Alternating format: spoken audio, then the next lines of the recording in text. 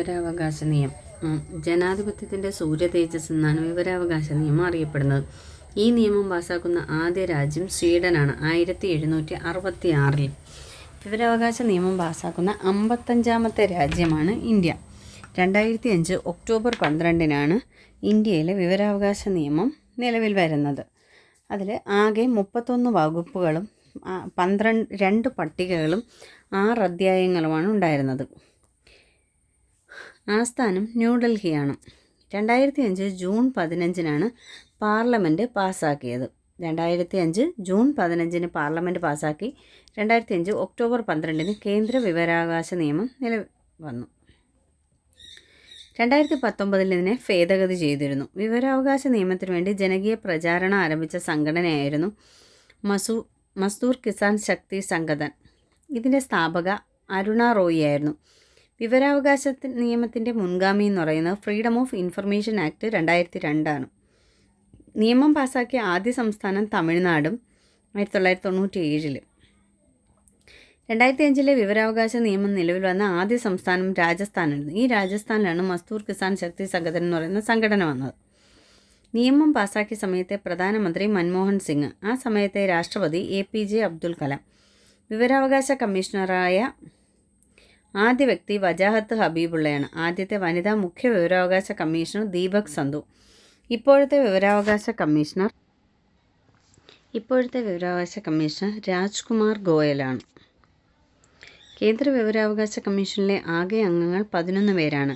സംസ്ഥാന വിവരാവകാശ കമ്മീഷനിൽ 6 പേരും. കാലാവധി 3 വർഷമാണ് കേട്ടോ. 3 വർഷം 65 വയസ്സാണ്. ഈ 5 വർഷം എന്നുള്ളത് മാറ്റിയിട്ടുണ്ട്, 3 വർഷം ആക്കിയിട്ടുണ്ട്. ഫീസ് 10 രൂപ. അപേക്ഷ ലഭിച്ചാൽ 30 ദിവസത്തിനുള്ളിൽ മറുപടി നൽകണം. ജീവനെയും സ്വാതന്ത്ര്യത്തെയും സംബന്ധിച്ചതാണെങ്കിൽ 48 മണിക്കൂറിനുള്ളിൽ മറുപടി നൽകണം. അംഗങ്ങളെയും ചെയർമാനെയും നിയമിക്കുന്നത് പ്രസിഡൻ്റാണ്. അത് കേന്ദ്ര വിവരാവകാശ കമ്മീഷനിലാണ്. വിവരാവകാശ നിയമത്തിലെ വകുപ്പുകളുടെ എണ്ണം 31. കേരളത്തിൽ വിവരാവകാശ നിയമം പ്രാബല്യത്തിൽ വന്നത് 2005 ഡിസംബർ 19-ന്. ആദ്യത്തെ കേരള സംസ്ഥാന വിവരാവകാശ കമ്മീഷൻ പാലാട്ട് മോഹൻദാസാണ്. നിലവിൽ V ഹരിനായരാണ്. ഇതിൻ്റെയും കാലാവധി 3 വർഷം 65 വയസ്സാണ്. സംസ്ഥാന വിവരാവകാശ കമ്മീഷൻ്റെ ആസ്ഥാനം തിരുവനന്തപുരമാണ്. ഇതിലെ അംഗങ്ങളെയും ചെയർമാനെയൊക്കെ നിയമിക്കുന്നത് ഗവർണറാണ്. ഇനി ഇത് 2019 നിയമം ഭേദഗതി ചെയ്തു. ഇത് ലോക്സഭയിൽ അവതരിപ്പിച്ചത് 2019 ജൂലൈ 19-ന് ജിതേന്ദ്ര സിംഗ് ആണ്. ലോക്സഭ പാസ്സാക്കിയത് 2019 ജൂലൈ 22-ന്.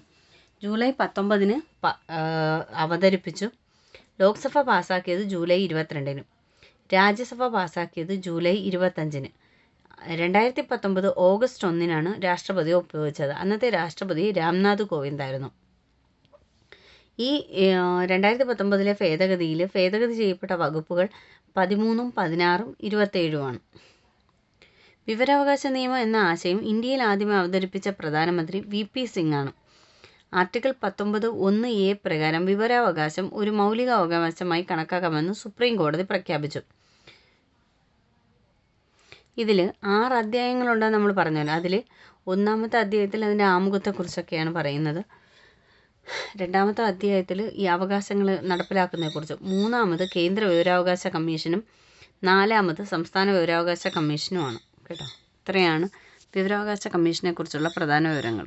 Thank you.